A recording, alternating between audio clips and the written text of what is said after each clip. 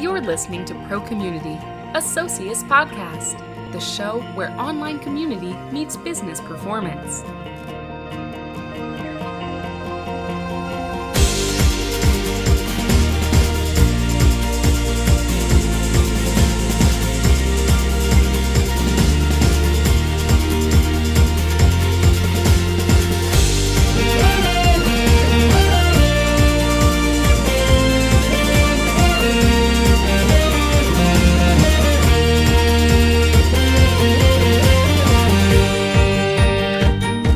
Welcome to episode number 3 of ProCommunity, the show where online community meets a business performance. I'm Josh Paul, and you can see all of the ProCommunity episodes at socius.com, and you can also subscribe to it as an audio podcast in iTunes. I'm very pleased to have with me today Jacob Morgan, principal at Management and Strategic Advisory Consultancy Chess Media Group, and the author of a new book, The Collaborative Organization. Welcome, Jacob. Thanks for having me. Thanks for being here. So the basic premise of the book and the Enterprise 2.0 movement is that people have knowledge that can benefit others and can benefit the organization. And companies excel when that information is findable, shareable, and expandable. That information could be old information, historic information, or it could be new information that's being created in real time, new ways of doing things and such. Is that the basic idea? What did I get wrong there? No. That's exactly right. I mean, it's really all about connecting people to each other and to information, and to find people, to create content, to share content, engage with people, everything that is required and involved in connecting and engaging and interacting with people and with each other. So, collaboration, communication across boundaries, whether you're next door to somebody or, thousands of miles away. So I think you described it very succinctly, which is great. So for years, companies and organizations have had email and intranets and instant message clients. Why should organizations care about collaboration more than they already do? Why should they look towards the future? So yeah, good question. And one of the things that I always talk about is that collaboration isn't new. It's been around for a long, long time. But what is new are these new set of tools and technologies that we have, and we have these new behaviors that we have today, fueled by what's going on in the consumer web. So the consumer web with things like Facebook, Twitter, LinkedIn, blogs, etc., has really given us the opportunity to become much more public with a lot of the stuff that we create and a lot of the things that we do, and it's a lot easier to find information and connect with people. And we're taking those behaviors with us into the enterprise where we expect similar things to happen. We want it to be just as easy within our company to be able to connect with a coworker as it is on Facebook to connect with a friend. We want it to be just as easy to find something internally, a particular file, as it is to find something on Google. We're taking all these behaviors with us into the enterprise in terms of how we want to engage and interact and create and have a voice, and these enterprises are struggling to adapt. So, going forward, especially as things become more competitive, as companies continue to spread out, as new, younger employees enter the workforce, it's increasingly important to be able to make sure that these employees not only can connect and engage with each other and with information, but to make sure that employees that are currently leaving the workforce are able to transfer that knowledge and that information into those that are entering the workforce. So I think there's a lot going on with collaboration and communication for a lot of companies today. So a lot of the costs of having this information locked up in individual employees' heads, a lot of those costs are hidden. Can you walk me through some of the collaboration costs that companies may be incurring, but they might not know about? Well, I mean, one of the simplest, most common ones that is duplication of content. How many times has it happened where an employee creates something only to find out that somebody else has already created it, or they've started doing something like that? And they only find out, like if we're working together on a team, I might send you an email and say, hey, put the strategy document together, and you might respond and say, well, actually I already did this last week. Why don't we just combine the two documents together and see what makes sense? So duplication of content is something we see quite often in a lot of organizations. I mean, time and time again, that's probably one of the biggest things. Um, Searching for information is also a huge cost. I think Gartner or Forrester, they did a study and found that basically between 25 to 32% of an employee's time, of knowledge work an employee's time, is spent just looking for information. So we're talking about a little bit more than 1 day a week. All you do is just look for stuff. You don't even work. You just look and try to find stuff that you need to get your job done. And these are two very, very common costs that we see within a lot of enterprises. Duplication of content and just the amount of time it takes to find and search for information before you can even get your job done. That makes a lot of sense. So a lot of it, the cost is similar to online customer communities where I do a lot of my work. The benefits aren't new benefits and the problems aren't new problems. It's really just empowering people with the tools to solve those problems easier, more efficiently, given the emergent collaboration technology. That's actually a term that I used that I stole from you many months ago. What is, when you talk about emergent collaboration, what are you referring to? Because this is a term you're hearing more and more. Exactly. So really, I mean, I'm just talking about these new pieces of software that are being used within enterprises. I refer to it as kind of the way Andrew McAfee referred to emergent collaboration. This new set of web-based technologies that allow us to solve problems. I think this is a simple way to look at it. So any web-based technology that has this kind of collaborative and social component behind it that organizations can use either internally or customers or partners. Just a new way to do things. Now, some companies, at Socius, we work with companies who approach collaboration from the customer community, customer first perspective, and then they end up bringing in partners and employees, and they all collaborate together and collaborate independently. And I think there are equally as many companies who start with employees first. Yep. Do you have a feeling as to, or any research that says, which is a better approach? Because one of the things in the book that was clear was there is no one way to do this. It really depends on what your organization's trying to solve.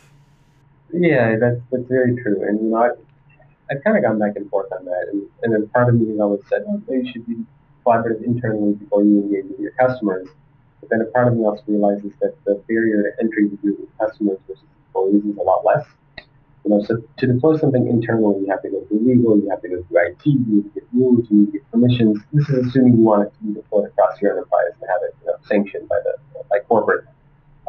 Costs are a lot greater in there, because these tools, oftentimes if you deploy it across the enterprise, they aren't free. There's some premium models, but if you want all the features and functionality, you're going to have to pay for it. So the costs are greater, and it's just much more difficult to deploy something like this within the enterprise. Or not more difficult, but there are a lot more hurdles to go over. Whereas on the customer side, it's very easy to create a Twitter account or a Facebook page and start engaging with people and start talking. So I think there are pros and cons. I think that if you do engage internally with your employees first, it becomes that much easier to do it on the customer side. Just because people really understand what the value is, what the benefit is, and why you're doing it. However, I do understand that doing it the other way might be a little bit easier for some companies just because of the low barriers to entry on the customer side. So I think it really depends on the company. I think every company that I talk to today is either doing something on the social side and something on the internal side. Like every company has at least some a SharePoint deployment, and every company has at least a Facebook page or a Twitter account. So I think both are kind of happening concurrently, but I don't know of many companies that, for example, only do something externally and nothing internally, or only do something internally and nothing externally. So I think it really depends on what makes sense for each company. So continuing along that theme of it really depends on each company. In your experience, where in the organization does the drive for more collaboration come from? Who needs to be involved for it to be successful, and where does it originate, or is it not clear at this point? I've had discussions with people from all sorts of departments. Sometimes it does originate from the CEO. It comes from the very top. Sometimes it comes from the CIO. Sometimes it comes from HR. I've seen it come from corporate communications. So I've seen it come from a variety of roles within enterprises. So I don't think that it's always coming from one consistent spot or from one place. I think it really depends on where the business drivers are coming from. Sometimes this is a corporate communications issue, and they feel that they need to own it and be the first ones to initiate. Very often we do get emails from IT professionals that say, they're responsible for it as well. At companies like Unisys, that the CEO of Unisys really helped propel this forward. At companies like TELUS, the senior executive team has been very much involved, and so has their senior director of learning, Dan Ponterbrack. So I think it really depends. I don't think that you will find one consistent place where it's always this particular role that's leading this, or this particular person that's always reaching out trying to get this stuff going. And that's part of what makes it interesting, is that it comes from a lot of different places, and from a lot of different roles and responsibilities. And you have a framework in the book that kind of works no matter where in the organization the driver is stemming from. Can you talk a little bit about that adaptive framework? Sure. So the point of the adaptive framework is basically, through the companies that we've been working with and the research that we did, we basically identified a series of areas that organizations need to look at and to consider when it comes time to making collaborative investments. And these 5 areas are things like technology, organizational culture, and there's a couple others. And in each one of these big areas, there are a couple smaller areas that organizations need to consider. So, for example, under technology, there might be things like maintenance and upgrades, and then there might be things like, what is the technology built on that you want to use? So you have this big bucket and like smaller things that you need to consider within that bucket. And so the point of this framework is to allow organizations to kind of understand a couple things. First is the 5 big areas that they need to be considering. And the second thing is what sub-areas they need to be considering in each one of these broader 5 areas. And the reason it's adaptive is because every company can look at this and say, okay, we need to, this is what we have done, this is what we haven't done, this is where we're strong, this is where we're weak. And I might look at this framework and say, hey, I need to really focus on the culture piece or the technology piece. And you might look at this and say, no, I'm actually great in those areas, I don't need to focus on that. So basically, it doesn't force companies down like a step 1, step 2, step 3, step 4 path. It basically shows them what the whole thing looks like and says, okay, figure out where your strengths and weaknesses are, but these are all the things that you consider at some point. So and really that's the point of the framework. And I think one of the things that makes a framework like that so powerful is that organizations, as a first step, and this is probably what Chess Media Group does, is you can do a strength analysis according to the framework. So you say, you can rate it 1 through 5, each piece of the framework. Here's how strong we are in each of these areas. Yep, exactly. So, we can walk organizations through an assessment that basically says, and, in the book there's this, I don't know if you saw, there's a grid that basically looks at each one of these 5 areas and how far along a company is in each one of those 5 areas. So it's a type of maturity model assessment where you can go through it and not only look at what these areas are, but look at how far you are in each one of these areas. So you can identify your strengths and weaknesses, whether it's around goals and objectives or governance or organizational culture or process or technology. You can follow this grid and see, okay, on governance, on these 5 areas, how far ahead are we versus maybe something on technology.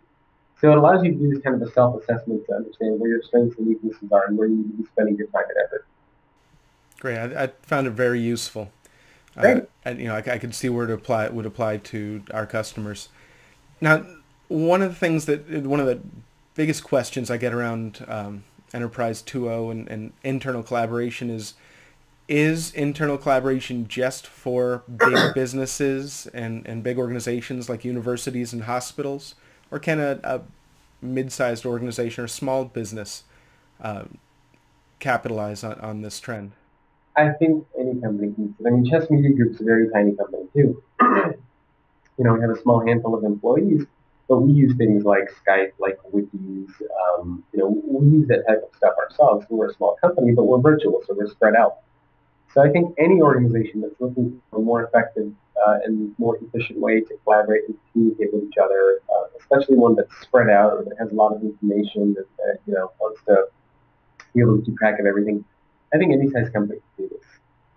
In the book, there's a case study of a company called FSG, and I think when I started writing this thing on them, they only had somewhere around 80 employees. So not by any means a mid or an enterprise-sized company, still very much a small company. They were able to use it. The Chess Media Group, again, small handful of employees were able to use it. So I don't think the size of the company matters. I think it's the type of problem that you're looking to solve. I think that's a good point. So let's take that a level lower. And what are some, if I'm a CEO who'd like to have happier employees, more productive employees, and I think that collaborative technology and collaborative strategies are the way I can do this. How do I get started? What are some small steps I can take to both test this, get employees comfortable, and see some benefit? So it's a good question. It's a very common one to ask is where do we get started? Sorry, ignore my little dog barking in the background. I think as far as where to get started, I think one of the important things that a lot of companies need to really do, and we started doing this recently as well around employee surveys by trying to find out where collaboration might already exist within companies, or where maybe it doesn't exist, but where there's a big need. And really the way that you find that out is by asking employees, are you guys currently already using these technologies? What problems are you looking to solve? And that really helps you understand what's happening in your company already. And you can use those areas as kind of springboards for where to start. But broadly speaking, aside from that, one of the first things you want to do is start to develop your use cases. Again, a lot of this might be done with interviewing employees, trying to find out how do they currently work, how might these tools be used to kind of enhance the way they work. So you develop your set of use cases, which then translate into what you would be looking for as far as features from a platform. Typically, once you have your use cases, you eventually you go down platform.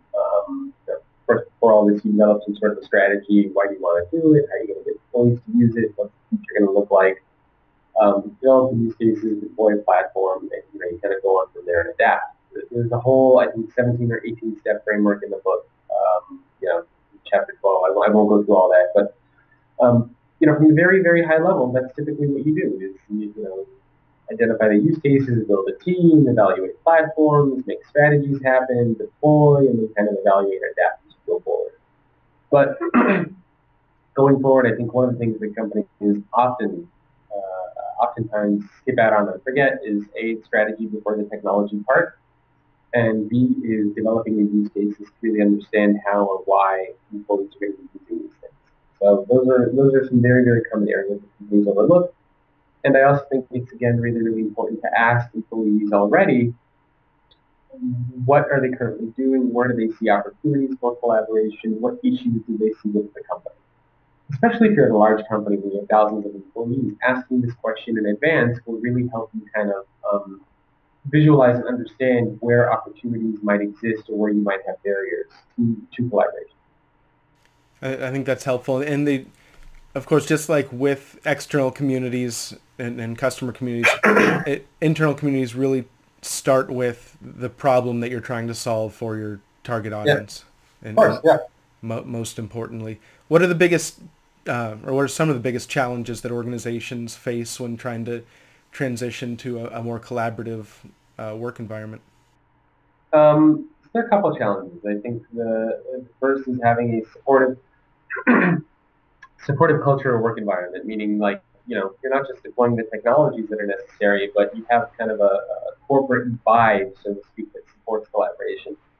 Meaning that if your company is very, very much focused on individual performance and competitiveness, it's going to become very, very hard all of a sudden to tell employees that they should be collaborating with each other, because this whole time you've been telling them that they should be competing with each other.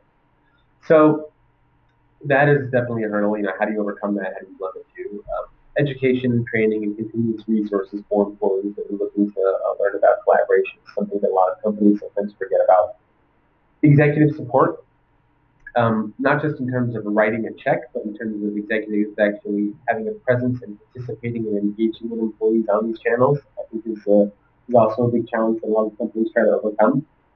Um, a lot of existing technologies that companies have, a lot of legacy tools that they use to find to create the front door for the enterprise, like how do you bring all that stuff together and make the cloud platform go within that. Picking the right platform and the right vendor is always a challenge. You see a lot of companies that pick one and then change their mind later and switch. But I think one of the biggest issues that we see with a lot of companies is around employee adoption. They deploy tools and how do we get employees to use them? And how do you get employees comfortable with that kind of sharing? It's something that I struggle with. Employees have a personal brand. How do you get them to share more openly and earlier in their thought process? So a lot of these employees are already doing stuff like this on Twitter and Facebook. As far as doing it internally, I think there are a couple of things companies can do. Again, having that supportive corporate culture is very important. Education and training is important. How you position the value, you can either position this as this is how it's going to benefit our company, or you could position this to the employee and say this is how it's going to benefit you as an individual, as an employee. This is how it's going to positively impact your life and what you do. So I think it's important to position it like that. I think that I'm not a big fan of forcing. I think encouraging and monitoring and suggesting and providing feedback to employees and how they can use these tools is always very important. And I think the most important thing is addressing the areas of resistance that employees have. Things like they say that don't have too much time. We don't have time to do something like this. So we're already overwhelmed with existing technologies. We did a big research project last year where we surveyed 234 people to find out a whole series of things around collaboration. And one of the things that we found out are, what are the areas of resistance for employees, for managers, for IT. And so that can be used as a good starting point to understand what employee resistance, why does it typically happen? And then if you know that in advance, then you know how to deal with it. So for example, one of the things that organizations can expect to hear is employees saying, we don't have time to do this. So if you know that that's going to be resistance, how can you address that up front? And one of the things that we found to be effective is to say that, actually this is going to help save you time and provide examples of how this will help save time for employees. Give examples, give them stories of how it's actually helping employees save time instead of making it sound like something that's going to take more time out of the day. So understanding these types of resistance up front and how to counter them, I think, are very important. And those are actually really helpful tips that I think our listeners are going to be able to put into practice right away. So to wrap up, two more questions. Is it fair for organizations to expect business level benefits from internal collaboration, making more money, saving more money, serving more people? I think so. Although the top drivers that we've seen, again, coming from the research project that we put together, the top drivers that we've seen haven't been around making money or saving money. They've been around connecting employees and connecting people and connecting information together. That was, I think, the number one business driver from the research project that we put together, is people saying that they want to connect and collaborate and communicate across boundaries, and they want to connect people and connect information. But you have to think about what happens when you do that. New ideas will always happen. And some of these ideas will be new product ideas. They will be new cost-cutting ideas. So I think it is expected, and I think it will happen, that you will get some new revenue-generating opportunities and some new ideas for how the company can save money. And this has been pretty continuous across all the companies that I've spoken to.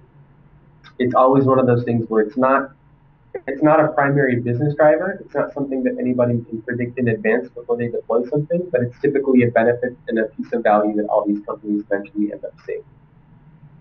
And I think you're right. The connecting employees and connecting to information will eventually lead to business level benefits. Yeah, I mean, Oche is a good example of a company. They're based in the Netherlands. They're a printing and outsourcing company. And one of the employees had an idea to incentivize truck drivers to fill up at local gas stations instead near the highway where it's more expensive. That one incentivization idea that they deployed helped save them 800,000 euros annually. Now, again, you can't predict that idea would happen. You can't predict and anticipate that something like that would happen. You don't know when it will happen, but again, it did happen, and it did save them quite a lot of money, and still does every year. And there are countless of examples like that. Yeah, your book includes a lot of really great examples, and the more examples that are out there, the more senior management teams are going to get it. And so you do a lot of writing, you do a lot of speaking.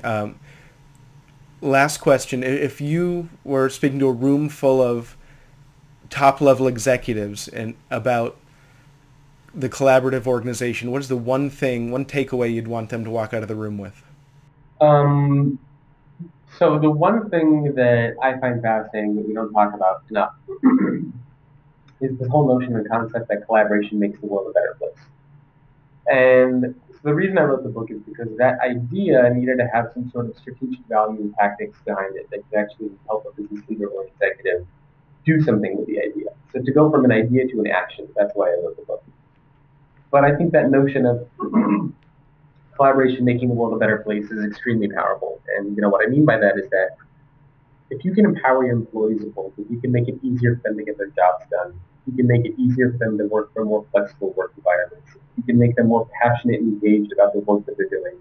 I think that has a lot of really interesting impacts for employees outside the workplace. I mean, you'll get less arguments with your spouse when you get home. You'll feel less stressed about work. You'll have more time to spend with family because you have a flexible work environment. It'll be easier for you to get work done because of these tools and strategies, which means that you can get work done more effectively and efficiently. So you have more time for yourself.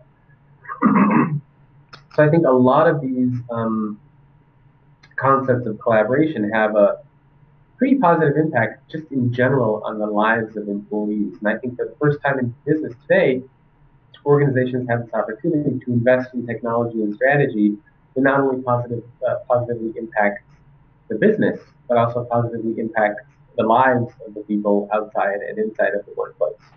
So I think that's one of the things that I would like to start focusing on more, and one of the things that I would like to start see more data and research around. And I think that's probably one of the most powerful things that we can do, right? Is positively impact the lives of people. That's that aspirational note is really a great way to end this, and something that probably fuels a lot of what you do, and we hope that you continue to provide us with insight around that. Jacob, I want to thank you again for joining us today on ProCommunity. I hope we can do this again sometime. And yes, that'd be great. Before we go, where can people find you on the web? So it's very easy to get a hold of me. I'm on Twitter @JacobM. If you forget, just Google Jacob Morgan and you should find the link to the blog and stuff like that. The blog is Social Business Advisor. The company is Chess Media Group, and the book is The Collaborative Organization. You can go to collaborativeorganization.com or just search for that on Amazon. It's really a great book. I have it right here. Go check it out. Make sure it's right side up. And as always, you can see all the episodes of ProCommunity at socius.com. You can subscribe to the show as a podcast in an audio format on iTunes, where good reviews and 5-star ratings are appreciated, especially if you like what you heard today. Jacob, I want to thank you again for joining me, and have a great day. Thank you very much. Same to you.